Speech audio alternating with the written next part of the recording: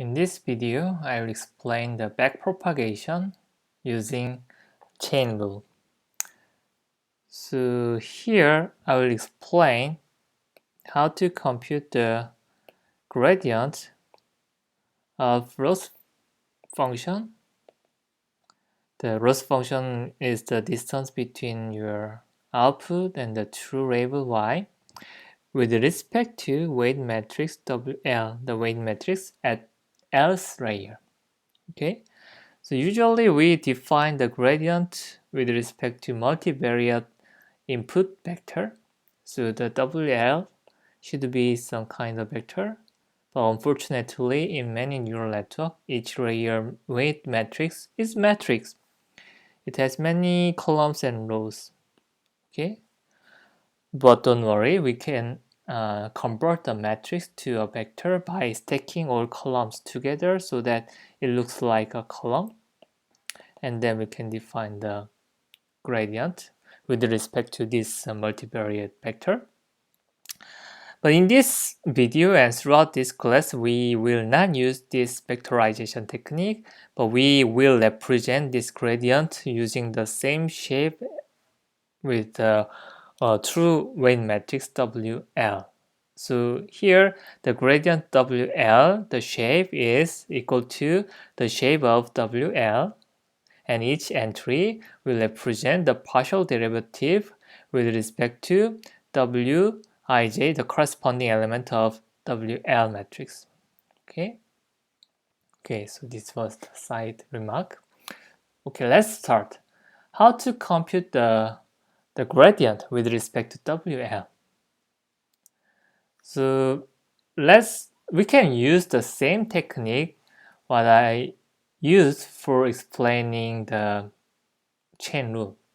We have to compare the loss value between the case when the input WL is this and WL plus some infinitesimal perturbation dWL.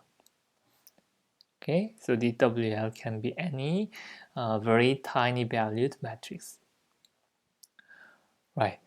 So in this case, the input of the function should be WL, the weight matrix at L's layer. So WL is the input, and WL does not depend on all the previous layers value except the L-1, the activation values, the neuron values at L-1's layer, and the bias BL.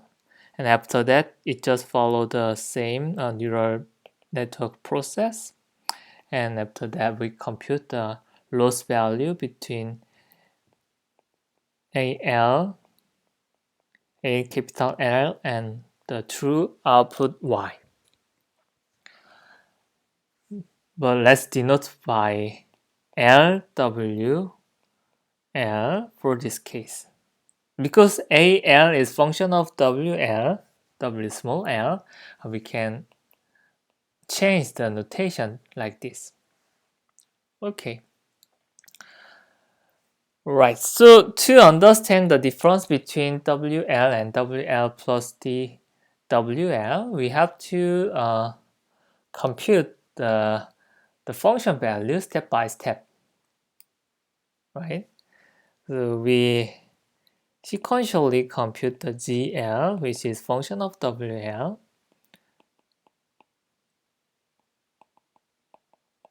plus BL, and AL from the nonlinear activation, element-wise nonlinear activation, and GL, and GL plus 1, AL plus 1, and so on. Okay?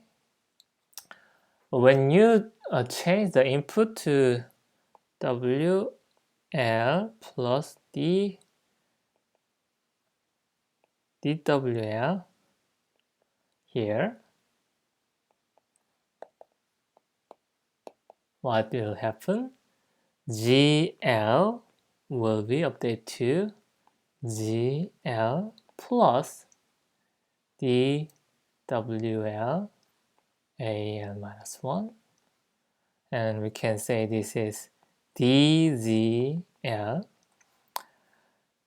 al will be updated to al plus sigma prime function, so the first derivative function of nonlinear activation function, which we again apply to element wise to z l vectors times d z l. Okay, but here the dimension of this and this does not cannot make the product if this is the vector, d-dimensional vector, when d is the width of layer L.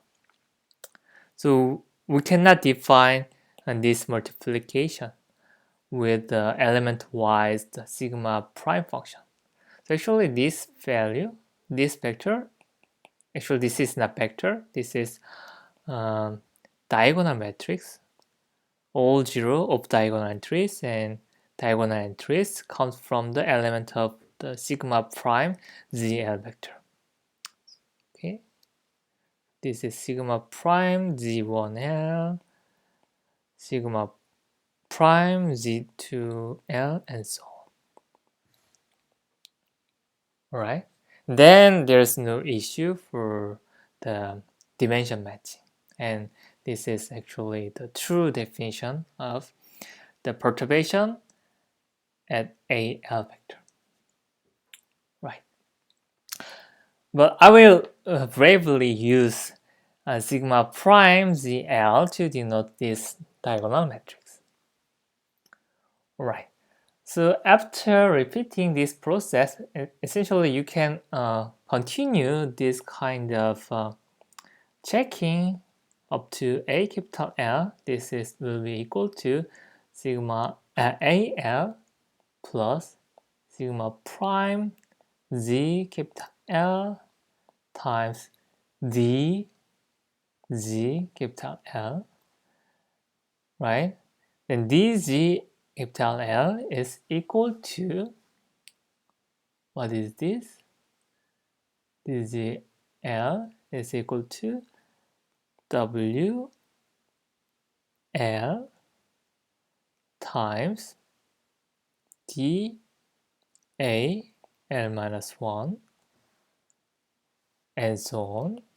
So in the end, you have AL plus sigma prime Z L W L sigma prime Z L minus 1 W L minus 1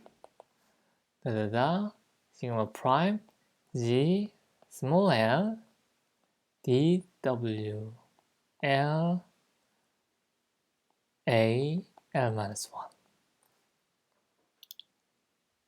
Okay, that's it. So we now understand how much deviate there if you control the WL matrix, the weight matrix, by amount of dWL. Okay, so this amount of perturbation will incur the perturbation of the loss function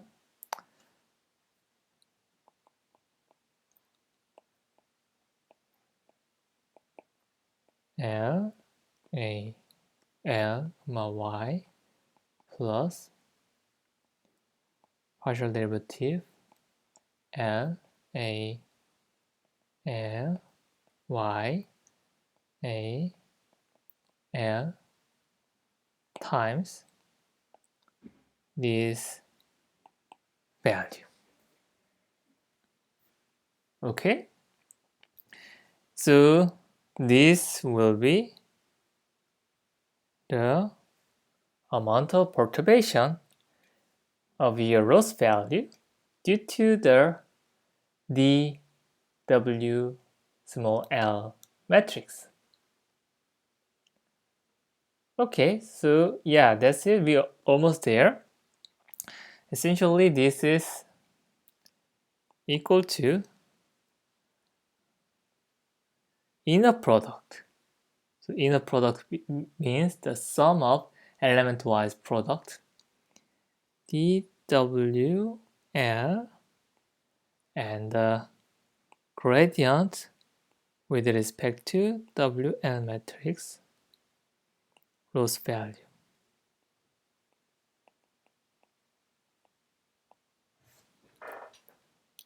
Okay, from the definition of gradient and derivatives. So then what is gradient with respect to WL or loss function? This is equal to partial derivative L A L Y with respect to AL times sigma prime Z L W L sigma prime Z L. Let's say this is the L vector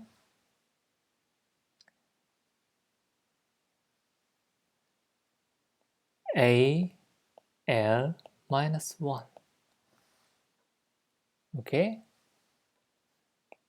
so AL minus 1 multiplied with dl vector will be the gradient vector with respect to WL. Okay, so when you think about the product in the previous slide, essentially dWL is here, right? And there are two blocks in front of dWL and after dWL. When you consider the position of the two blocks, you can conclude this gradient with respect to WL matrix. Okay. So essentially, for any L, we can define WL, the gradient of WL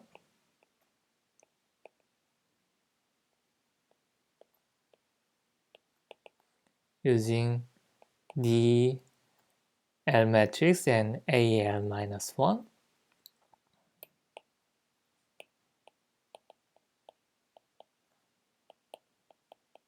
So here AL minus 1 is the activation neuron vector at L minus 1's layer. And DL, what is DL? DL is essentially equal to DL plus 1 times W L plus 1 times sigma prime GL. D L plus 1 is equal to D L plus 2 times W L plus 2 times sigma prime G L plus 1,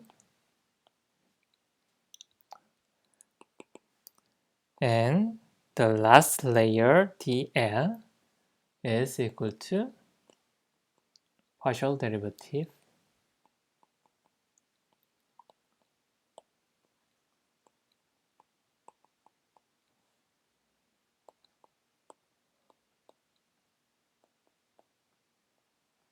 okay.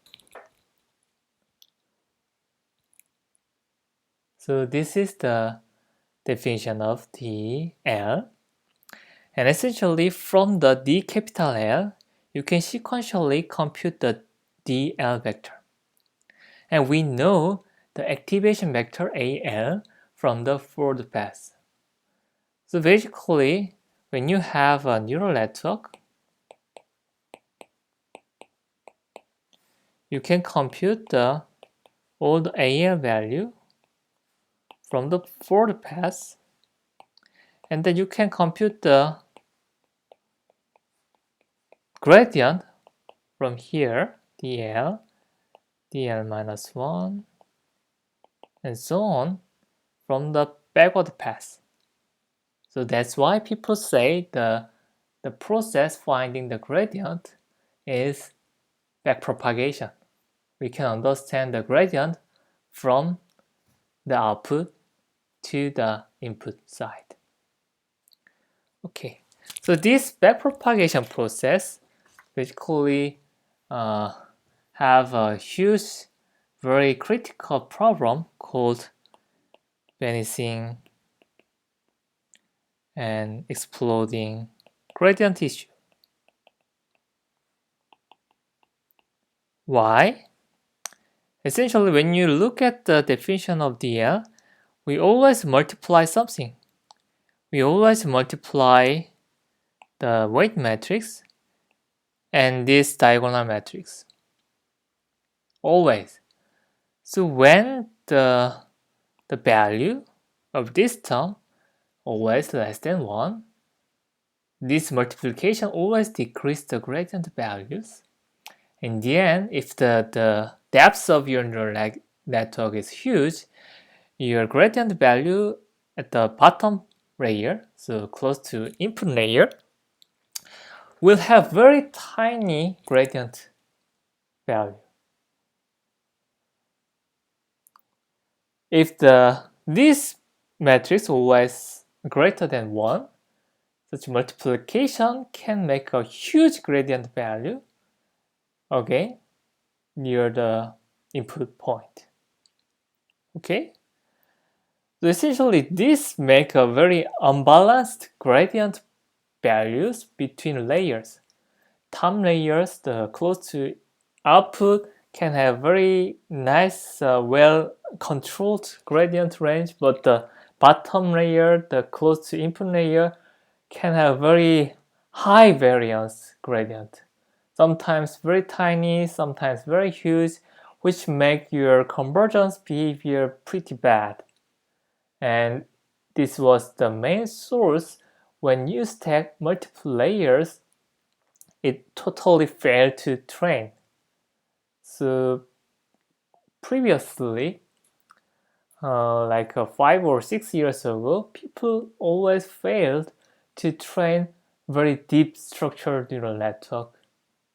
But very recently, we essentially have very nice solution. Again, with the very deep structured neural network, we have very nice technique to overcome this vanishing exploding gradient issue. We will discuss how to overcome this issue in this class, maybe in a few weeks. Okay.